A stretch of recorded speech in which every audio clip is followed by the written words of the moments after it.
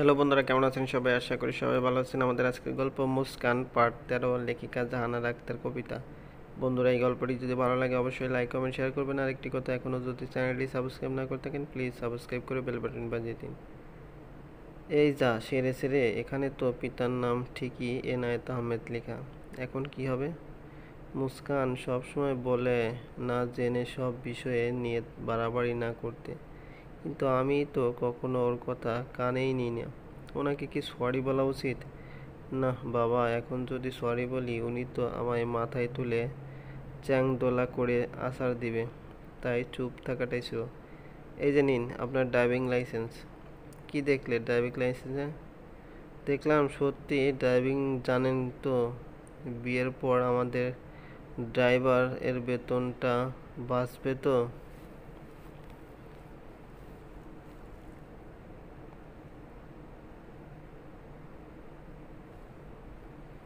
কি? আর যান, আমি বিশ্বাস করলাম আপনি এনায়েত আহমেদের ছেলে। আমার উপর এত দয়া দেখানোর কারণটা কি জানতে পারি? মুস্কানের জন্য। মানে? মুস্কান বলেছিল আপনি ছেলেটা ভালো। আফটার অল ওকে 2বার বাঁচিয়েছেন। ও ও তো আমার মায়াবিনীর নাম মুস্কান। মুস্কান মানে হাসি, ম্লান মুখের হাসি। এই যে কি ভাবছেন? না কিছু না। তুমি বললে মুস্কানের কাছে ভালো। তোমার কাছে কেমন লাগে? আমার কাছে কম ভালো লাগে। এই যে এক সিমটি ভালো লাগে। খারাপ লাগার কারণ কি? তোমাকে শপিং মলে মিস ব্যাং বলেছিলাম। হ্যাঁ। তাহলে তো আরও বলতে হয়। এর জন্যই আমি চাই না বিয়ে হোক। এই সামান্য কারণে বিয়ে হতে দিবে না? না দিব না, কারণ আপনাকে আমি সারা জীবন সহ্য করতে পারবো না। তুমি সহ্য করবে কেন? বিয়ে হলে থাকবো না বুঝি? তুমি থাকবে কেন? বিয়ে তো মুস্কানের ঠিক হচ্ছে। মুস্কান সেখানে থাকবে, আমিও সেখানেই থাকবো। 1 মিনিট, আপনি বুঝলেন কিভাবে পাত্রে আমি না মুস্কান? না বোঝার কি আছে? তোমার তো এখনো দুধের দাঁতই পড়েনি। তোমায় কি বিয়ে দেবে? নাক টেপলে এখনো দুধ বের হবে, আর সে মেয়ে আছে পাত্রী হতে। এ মা, আপনি এত বড় হয়েও জানেন না কি টিপলে কি বের হয়? ধুর, কি বলতে কি বলে ফেললাম। পরিস্থিতি স্বাভাবিক করার জন্য বললাম। জানি না বাবা আপনার মাঝে কি পেয়েছে। আপনার সাথে দেখা হওয়ার পর থেকে আপনার প্রশংসায় পঞ্চমুখ হয়ে আছে। যখন তখন যে কোনো বিষয়ে আপনাকেই টেনে আনে। বাবার যেহেতু আপনাকেই পছন্দ, আর আপনি বিনা স্বার্থে মুস্কানকে 2বার বাঁচিয়েছেন, তাই আমিও আর না করব না। তবে আপনার যদি কোনো আপত্তি থাকে, মানে গার্লফ্রেন্ড থেকে থাকে, তো আগেই বলুন, আমি সব সামলে নেব। আর আপনার পরিবার?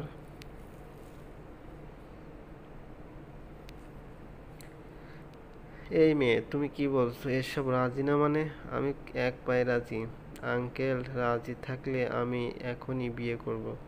কিসের আবার গার্লফ্রেন্ড? যাকে সকাল সন্ধ্যা খুঁজে বেড়াচ্ছি তাকে এত কাছে পেয়ে কি করে হারিয়ে যেতে দেই? বুঝলাম না। মুস্কানকে প্রায় 2 মাস ধরে খুঁজে যাচ্ছি। তুমি বিশ্বাস করবে কিনা জানি না। মুস্কানকে শপিং মলে দেখার পর থেকে ওর ওই ম্লান মুখের হাসি আমাকে ঘায়েল করেছে।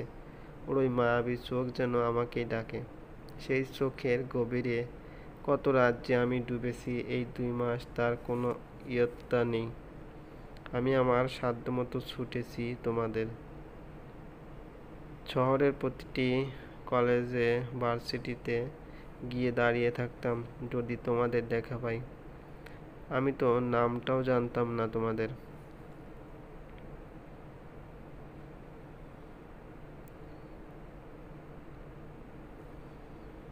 হায় রে ভালোবাসা! আপনার ভালোবাসা আরো গভীর হওয়ার আগে আমি মুস্কানের ব্যাপারে আপনাকে কিছু বলতে চাই।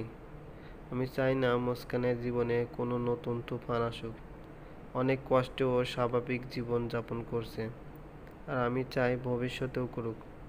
জানি না কথাগুলো জানার পরও কি আপনার মতো একই থাকবে কিনা। ওর কি কোনো পাস্ট আছে? হ্যাঁ, তুমি না বললেও আমি ঠিকই বুঝতে পেরেছি। কিভাবে? জানো তো, চোখই মানুষের আসল চেহারা দেখায়। চোখ মানুষের মনের আয়না। আমি সেই আয়নাতেই দেখেছি। শুধু এইটুকু জানতাম না কষ্টের কারণ কি।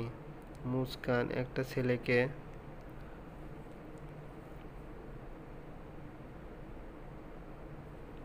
থাক, আমি জানতে চাই না। আমি মুস্কানকে নিয়ে আমার বর্তমান আর ভবিষ্যৎ গড়তে চাই।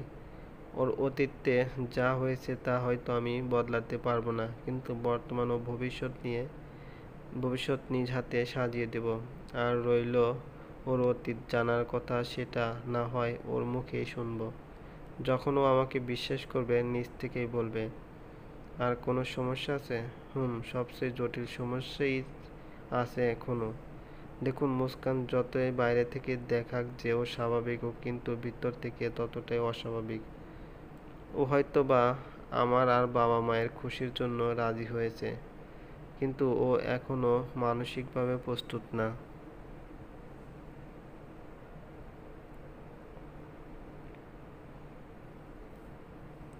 ও বাকি 8-10টা মেয়ের মতো এত তাড়াতাড়ি মেনে নিয়ে সংসার করবে না।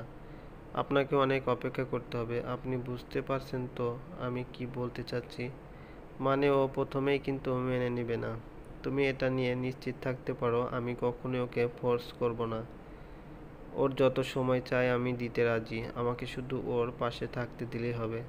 আমি ওর মুখের হাসি হয়েই ওর দুঃখগুলোকে দূরে ঠেলে দিতে চাই। হুম। বাবা তাহলে ঠিক ছেলেকেই পছন্দ করেছে মুস্কানের জন্য। আপনি বেস্ট না হলেও খারাপ না, শুধুমাত্র নাকটা একটু বেশি লম্বা। যে কোনো বিষয়ে গলে শুধু। হা হা হা।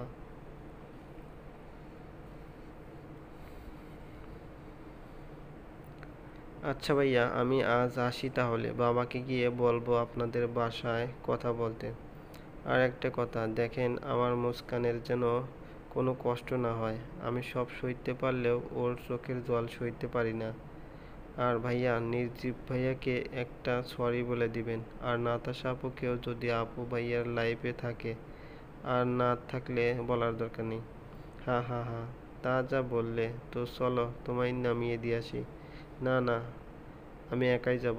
নইলে তো মুস্কানও দেখে ফেলবে আপনাকে। এটা তো ওর জন্য সারপ্রাইজ হবে। আপনি আপনার পরিবারের সাথে আসবেন। বেচারি না হয় ততক্ষণ টেনশন করুক।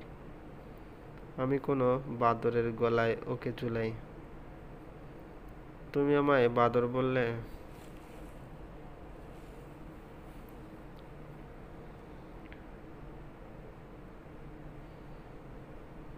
না না, আপনাকে বাদর বলে বানর জাতির অপমান করে বাদর রাজার মার খাওয়ার কোনো শখ নেই। আমার কথাটা আমাকেই ফিরিয়ে দিলে, বাহ। আসি তাহলে। আশাকে খানিকটা এগিয়ে দিতে দিতে বললাম, আমার মায়াবানীকে দেখে রেখো। শীঘ্রই আসছি। একদিনেই কত কি হয়ে গেল। আমার তো বিশ্বাসই হচ্ছে না আমি আমার মায়াবিনীকে পেয়ে গেছি। মনে হচ্ছে যে আজকে আমার জীবন সার্থক হলো। তোমার কষ্টের কারণ জানি না, তবে তোমার সুখের কারণ আমি হব দেখে নিও। এতদিনে মনে হয় স্বস্তির নিঃশ্বাস ফেললাম। তুমি এত কাছে ছিলে, অথচ তোমাকে কোথায় না খুঁজেছি। এই যা, মাকে তো এখনো বলিনি। থাক, বাসায় গিয়ে বলবো। মা, মা, ও মা। কি হয়েছে? দেখ বাবা, আমি কিচ্ছু জানি না। সব তোর বাবার প্ল্যান। আমি কিচ্ছু করিনি। তোর বাবাই তোকে মশিউর ভাইয়ের মেয়ের সাথে দেখা করতে পাঠিয়েছে। আমি তো মানাও করেছি যে তোকে আমরা সময়। বাবা কোথায়? তোর বাবা নামাজ পড়তে গেল। এখনই এসে পড়লো মনে হয়। কি হয়েছে? আজকে বাবাকে স্মরণ করা হচ্ছে? করবে না যে? ঘোল খাওয়ালে তুমি আমার ছেলেকে। বাবা আমার, তুই পাগলামি করিস না। এই মেয়ে পছন্দ না হলে নাই। আর কত মেয়ে আসবে? বাবাকে গিয়েই জড়িয়ে ধরলাম। বাবা, আই লাভ ইউ। চলবে বন্ধুরা, এই গল্পটি যদি ভালো লাগে অবশ্যই লাইক কমেন্ট শেয়ার করবেন। আর একটি কথা, এখনো যদি চ্যানেলটি সাবস্ক্রাইব না করে থাকেন প্লিজ সাবস্ক্রাইব করে বেল বাটনটি বাজিয়ে দিন। ধন্যবাদ, ভালো থাকবেন, টাটা, বাই বাই।